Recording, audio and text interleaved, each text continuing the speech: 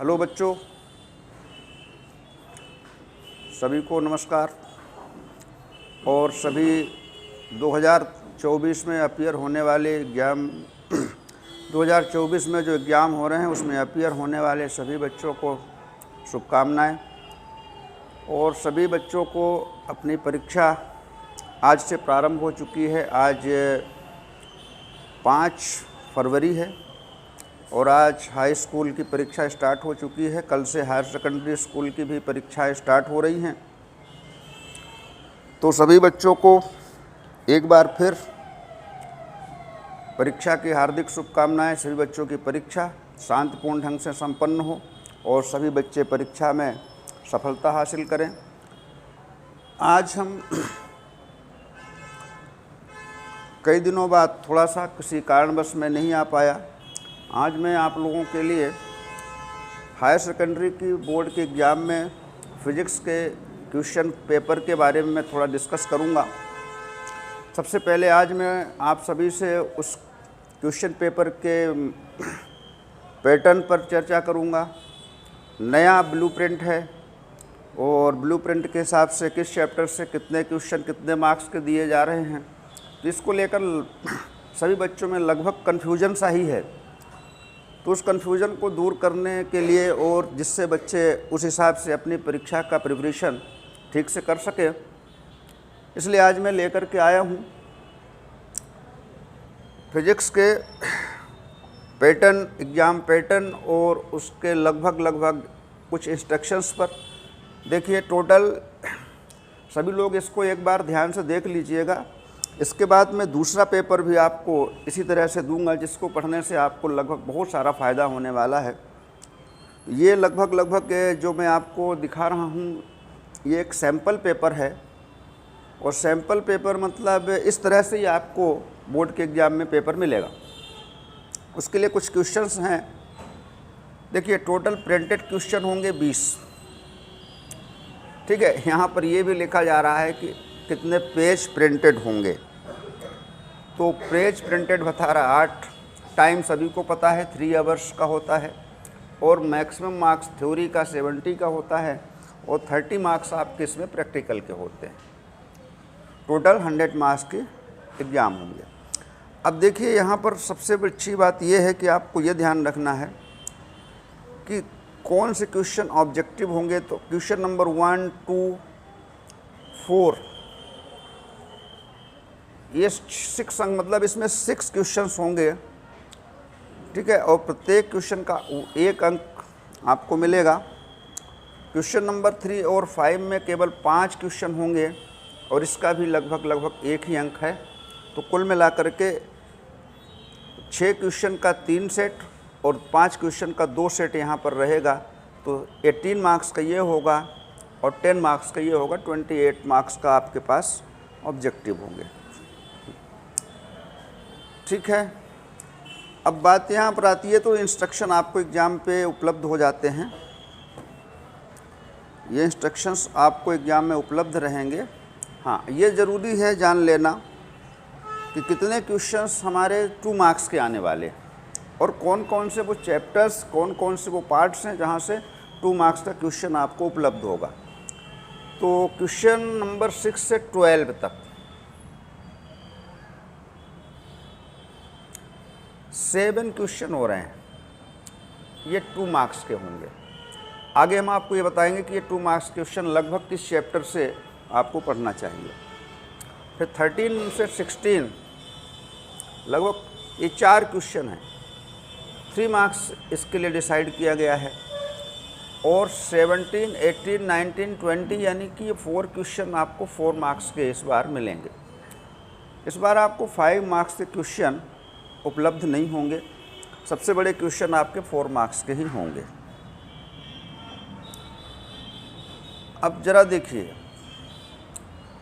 कहाँ कैसा पैटर्न आपको मिलेगा। सबसे पहले आपको एग्ज़ाम में मिलेगा MCQ टाइप का question. MCQ multiple choice question आपको मिलेंगे और ये मिलेंगे 6 होंगे। प्रत्येक का मार्क होगा 1। टोटल मिलेंगे 6 मार्क्स। अब देखिए, हालांकि मैं क्वेश्चन डिस्कस नहीं कर रहा हूँ आज, मैं सिर्फ पैटर्न डिस्कस कर रहा हूँ। और ये जो क्वेश्चन का पेपर बना हुआ है, सैम्पल पेपर बना हुआ है, आपको एक बार इसको आपको पढ़ लेना है। लगभग 20% क्वेश्चंस आपको यहाँ से मिल जाएंगे आपके एग्ज़ाम में। ऐसा नहीं है कि ये बिल्कुल खाली जाएगा, खाली नहीं जाएगा। लगभग 20% से लेकर के और ऊपर भी आपको इसमें से क्वेश्चन मिल सकते हैं। क्वेश्चंस आपके बुक्स के ही हैं। तो ज़रा देखिए ना, यहाँ लिखा हुआ है A1। हाँ, यहाँ देखिए, हिंदी और इंग्लिश दोनों में देखिएगा। कुछ हिंदी मीडियम के स्टूडेंट्स हैं जिनको ये प्रॉब्लम होती है, ये हिंदी में भी है। Number of electron in 1 coulomb charge आपने पढ़ा होगा, इसका ऑप्शन ये होगा 6.25 × 10⁻18 इलेक्ट्रॉन। तो अब मैं आपको आंसर बताते हुए चलूँगा। इसका आंसर ये होगा। फिर नेक्स्ट आपका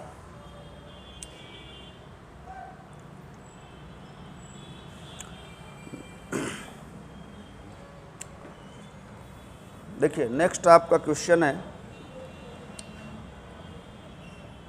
in any conductors flow of current is.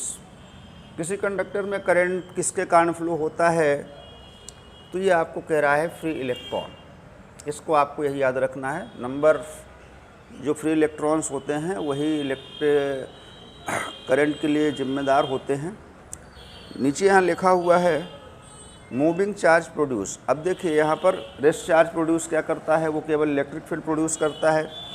Uniformly motion से जो मूविंग चार्ज होता है वो क्या करता है? Electric as well as magnetic field produce करता है। और एस्केलेटेड चार्ज जो होता है इलेक्ट्रिक फील्ड मैग्नेटिक फील्ड के साथ साथ में इलेक्ट्रोमैग्नेटिक वेव भी रेडिएट करता है। ये लगभग आप सभी ने पढ़ ही लिया होगा। तो यहाँ लिखा है moving charge produce. Moving charge देखिए यहाँ लिखा है ओनली स्टैटिक इलेक्ट्रिक फील्ड गलत है, ओनली मैग्नेटिक फील्ड गलत है, static electric field and magnetic field. इसका आंसर आपको ये मिलेगा। इसका आंसर यही होगा आपका।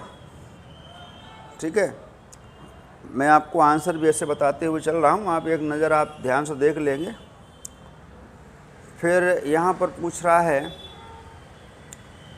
Lenz law is based on. अब लेंज लॉ ये कंजर्वेशन ऑफ एनर्जी है, ये यहाँ पर आपको मिल जाएगा। इसका conservation of energy, law of conservation of energy. और आगे देखिए अगला क्वेश्चन आपको इसमें क्या दे रखा है। अगला क्वेश्चन दिया है speed of electromagnetic wave in vacuum.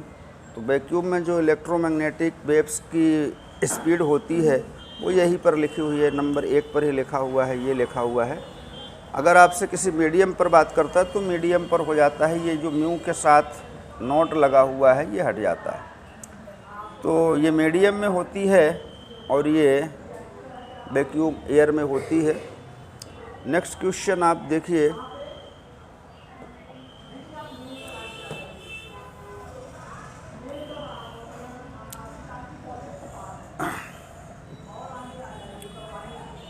Next question देखिए आपके पास एक और है। आपका अगला क्वेश्चन है the overlapping of light in geometrical shadow. Overlapping of light in geometrical shadow. अब देखिए इंटरफेरेंस तो है नहीं, ये आपका डिफ्रैक्शन होता है। ज्योमेट्रिकल शेडो रीजन पे लाइट का इंक्रोचमेंट या ओवरलैपिंग को डिफ्रैक्शन बोला जाता है। तो डिफ्रैक्शन है।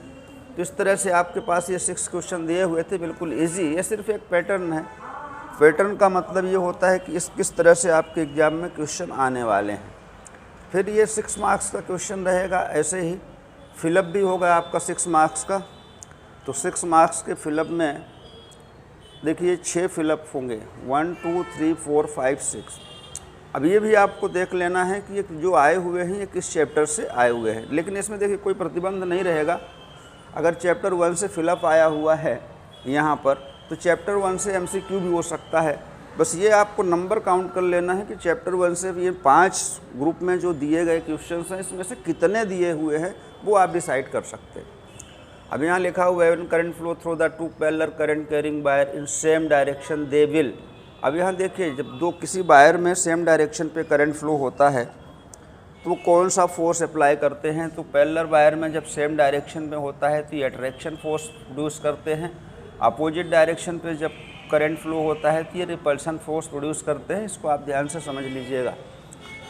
तो यहाँ पर आएगा सेम डायरेक्शन में है तो यहाँ पर आपको अट्रैक्शन हो जाएगा। दूसरा पूछा है transformer work on the principle of. अब ट्रांसफार्मर का प्रिंसिपल क्या है तो आपने इंडक्शन पढ़ा होगा। इंडक्शन में आपको यहाँ पर लिखना है म्यूचुअल इंडक्शन। म्यूचुअल इंडक्शन पर ये बेस्ड होता है। At 0 kelvin temperature semiconductor. अब 0 केल्विन टेम्परेचर पर ये इंसुलेटर होते हैं, इनमें कोई करंट फ्लो नहीं होता है। Rest mass of photon. अब फोटोन का रेस्ट मास हमेशा आपको 0 लिखना है। For direct current the inductive reactance. अब ये देखिए इंडक्टिव रिएक्टेंस XL होता है और कैपेसिटिव XC होता है। अब देखिए कैपेसिटर केवल किसको अलाउ करता है, कैपेसिटर अलाउ करता है केवल AC को और ये अलाउ करता है DC को। तो AC के लिए ये 0 होता है, DC के लिए ये 0 होता है। अब आपसे पूछा गया है कि डायरेक्ट करंट के लिए इंडक्टिव रिएक्टेंस डायरेक्ट करंट के लिए ये 0 होता है। ऐसा आप कम होता है लेस। अब आप लेस का मतलब आप 0 ही लिख सकते हैं। तो डायरेक्ट करंट के लिए इंडक्टिव रिएक्टेंस क्या होता है, 0 लिख सकते हैं। लेस वेरी लेस लिख सकते हैं। Size of obstacle must be the order of wavelength for light 4। देखिए the size of obstacle must be the order of the wavelength of light 4। अब ये किसकी बात कर रहा है, size of obstacle. Size of obstacle मतलब रुकावट की जो साइज होती है, must be order of wavelength of light 4। किसके लिए, डिफ्रैक्शन के लिए। तो इस तरह से ये आपको 6 मार्क्स का मिलने वाला है। क्या 6 मार्क्स के लिए आपको फिलअप मिलेगा। नेक्स्ट पर आप जाएंगे तो नेक्स्ट में आपको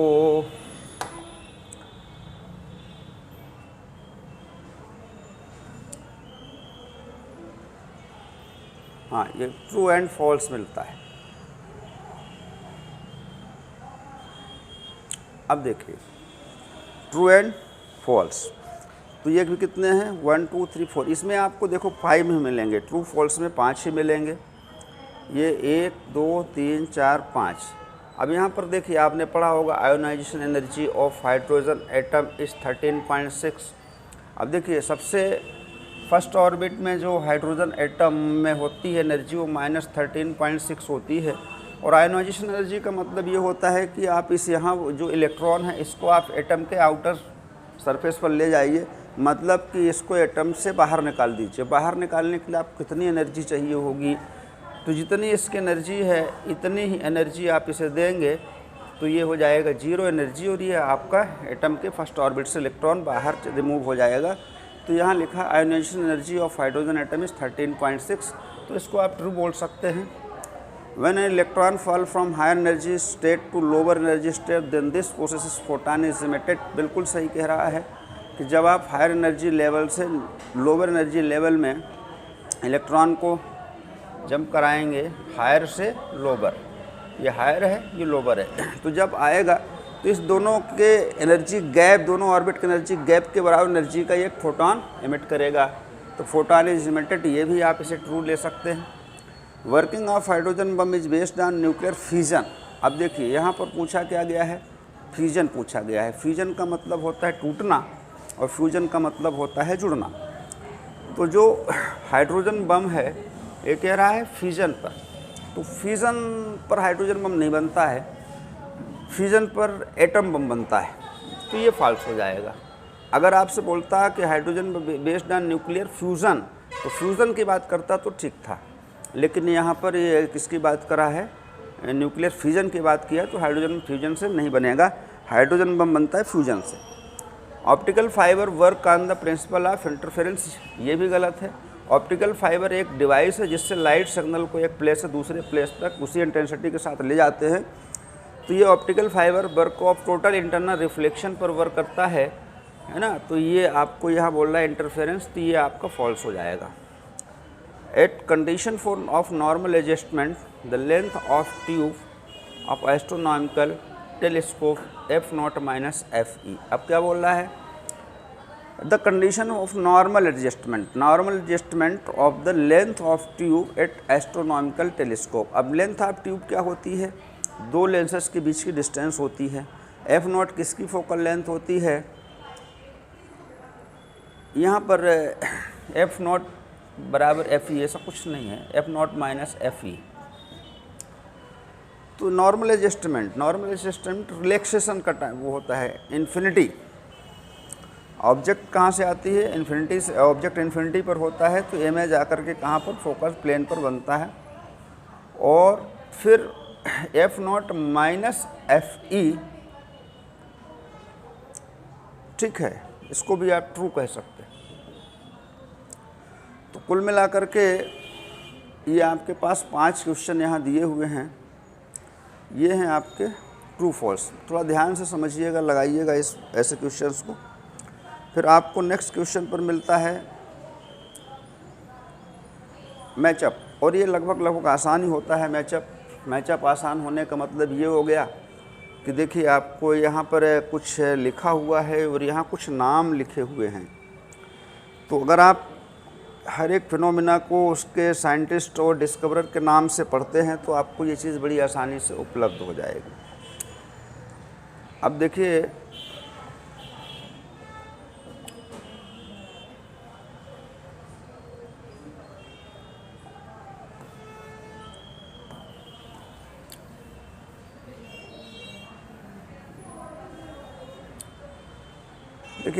यहाँ पर लिखा हुआ है रेडियो वेव। तो रेडियो वेव को डिस्कवर करने वाले साइंटिस्ट मार्कोनी है। Ultra violet rays, UV rays लिखा हुआ है। अब यूवी रेस की डिस्कवरी किसने की थी,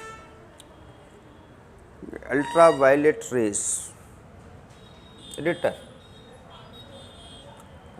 ये 1 नंबर हो गया, ये 2 नंबर हो गया। विजिबल रेस न्यूटन होंगे कहीं, देखिए 3 नंबर पर न्यूटन है। मैटर वेव डी ब्रोगली होंगे, 4 नंबर पर हैं। Equation of photo electric effect Einstein होंगे, ये नंबर 5। और डिस्कवरी ऑफ इलेक्ट्रॉन थॉमसन्स होंगे, ये नंबर 6। ये किसी में नहीं आ रहे हैं। देखिए कंफ्यूज करने के लिए एक ऑप्शन आपके पास ज़्यादा उपलब्ध है, तो आपको ये थोड़ा ध्यान रखना होगा, नहीं तो गलत हो सकता है। नेक्स्ट क्वेश्चन आपके पास आएगा,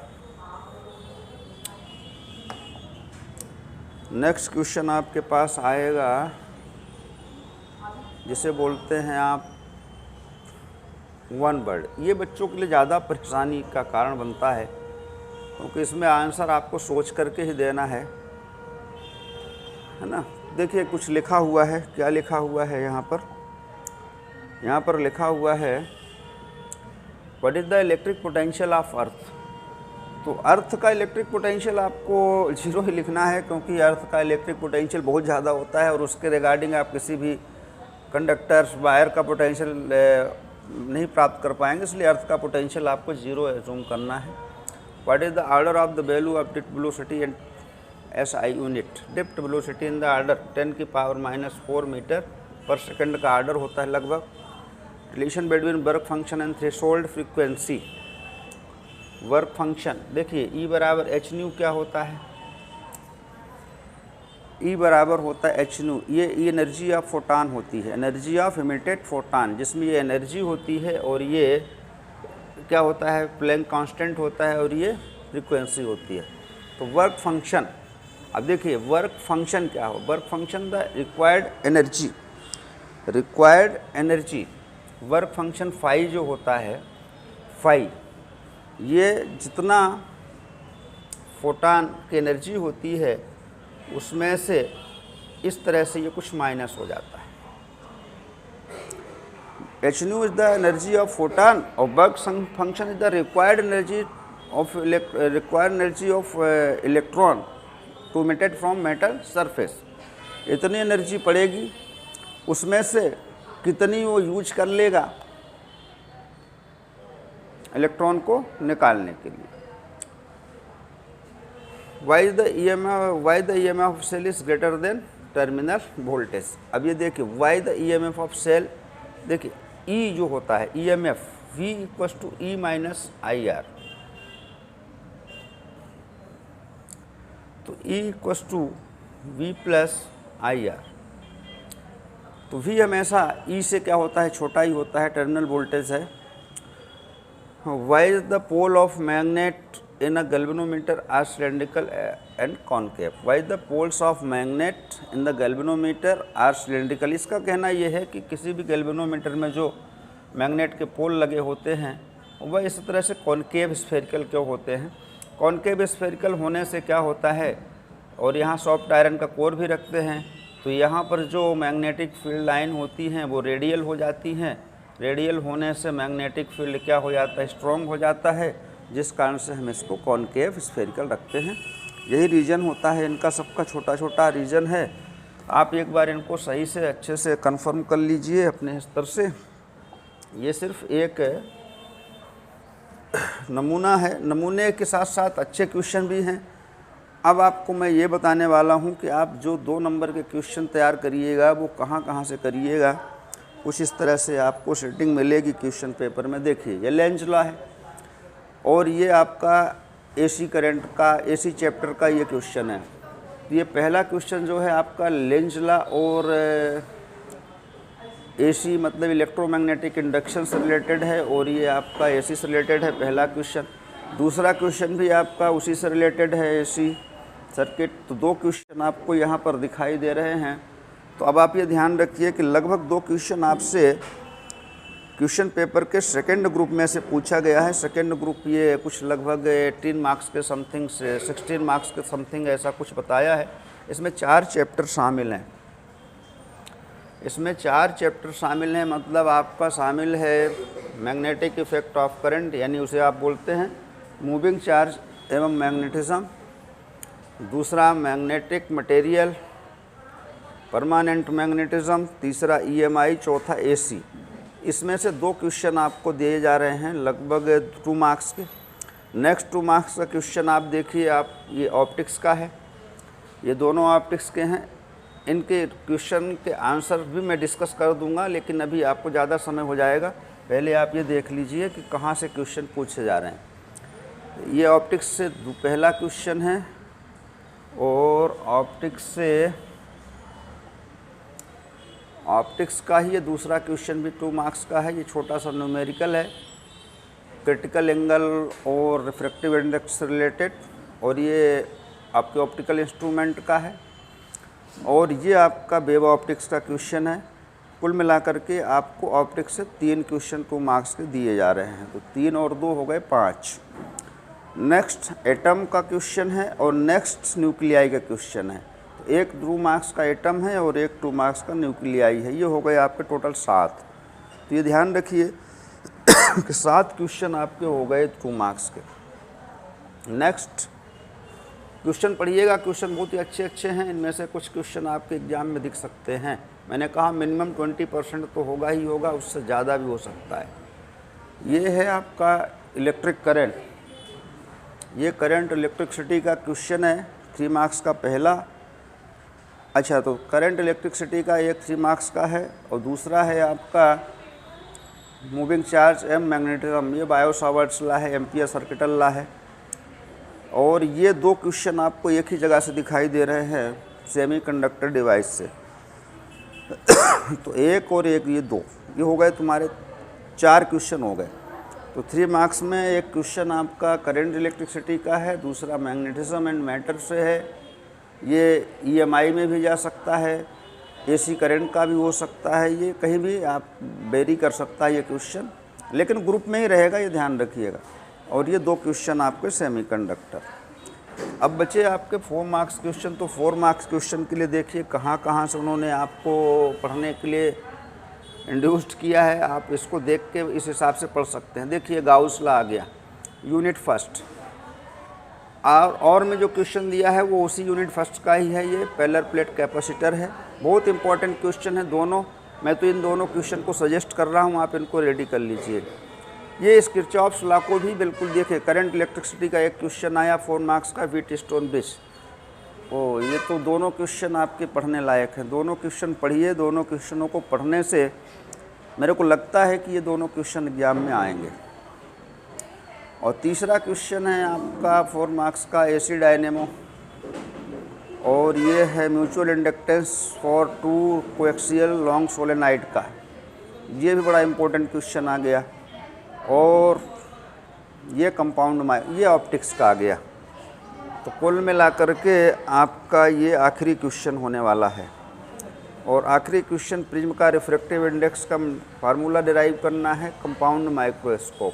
अब मैं आपको एक सजेशन दे रहा हूँ, ध्यान सुनिएगा।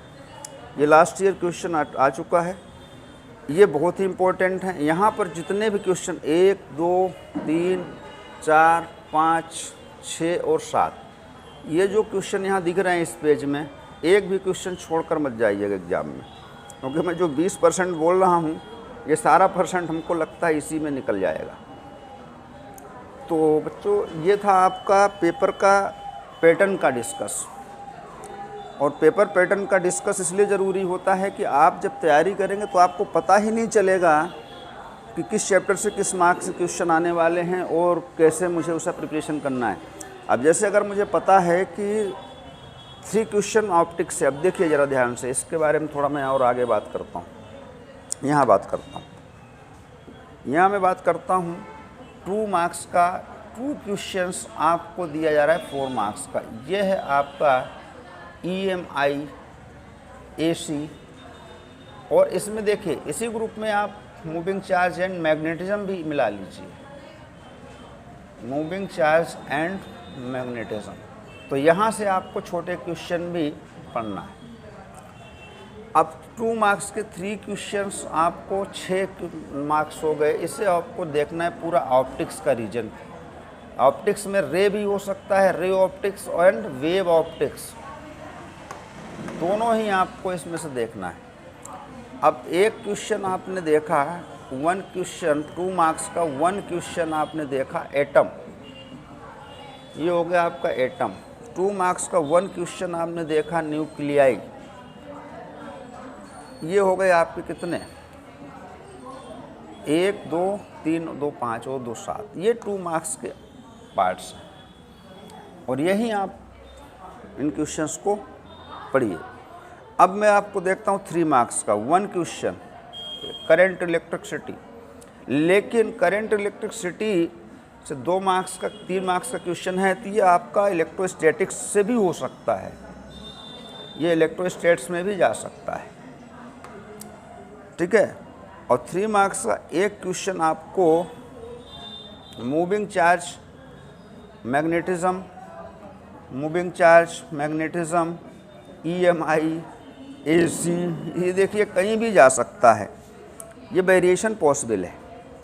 और जो 3 मार्क्स के 2 क्वेश्चंस हैं 6 मार्क्स का, ये है आपका सेमीकंडक्टर। देखिए सेमीकंडक्टर में तो एक ही चैप्टर है, तो ये दोनों क्वेश्चन आप लगभग ये मान के चलिए कि दोनों ही क्वेश्चन सेमीकंडक्टर से, तो ये कम जगह पर आपको 2 क्वेश्चन पढ़कर मिल जाएंगे, है ना।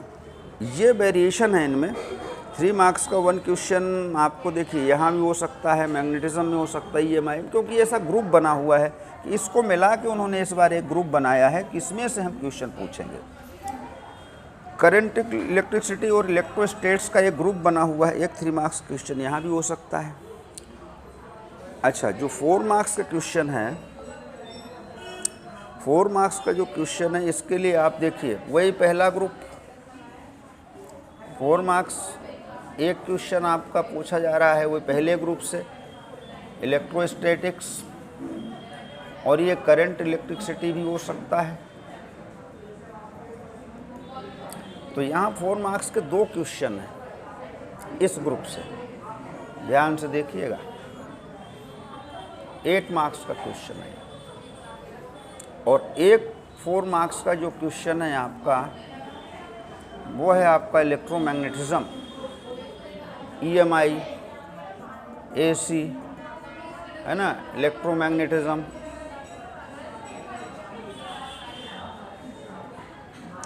और एक 4 मार्क्स का क्वेश्चन आपका ऑप्टिक्स। तो ये इतने सारे क्वेश्चन आपको मिलेंगे। तो आई होप आप समझ गए होंगे कि जो क्वेश्चन पेपर का पैटर्न है वो किस तरह से आपको दिया जा रहा है। इसकी स्टडी करना बहुत ज़रूरी है, आप समय निकाल कर इसकी स्टडी ज़रूर करें। और नेक्स्ट मैं अब आपको एक ऐसा क्वेश्चन पेपर दूंगा जिसमें इसी बेसिस पर क्वेश्चन डिज़ाइन होंगे और लगभग अगर आप उस क्वेश्चन पेपर को पढ़ते हैं तो अच्छे मार्क्स आपके आने की संभावना है। तो इसको भी मिला लीजिएगा। ये बोर्ड के द्वारा जारी किया गया सैम्पल पेपर है और इस सैम्पल पेपर में कुछ क्वेश्चंस हमें दिखाई दे रहे हैं कि एग्जाम में पूछे जाएंगे। और इसके साथ जो मैं आपको एक बढ़िया इंपॉर्टेंट क्वेश्चंस की सीरीज़ देने वाला हूँ, उस सीरीज़ को पढ़ करके आप बहुत ही अच्छे मार्क्स ला सकते हैं। और वो सीरीज़ हमारी कहाँ मिलेगी? आपको हमारे ऐप में मिलेगी और ऐप की लिंक जो हमने इसके डिस्क्रिप्शन बॉक्स में आपको उपलब्ध करा दूंगा। तो आप इसको ठीक तरीके से तैयारी करें और जब तक आपका एग्ज़ाम नहीं हो जाता तब तक आपकी समस्याओं के साथ हम आप जुड़े रहेंगे। आपको किसी भी प्रकार की समस्या आए तो आप उसे कमेंट्स करके और बताइए, हम तुरंत उसका सलूशन दे देंगे। Thank you very much.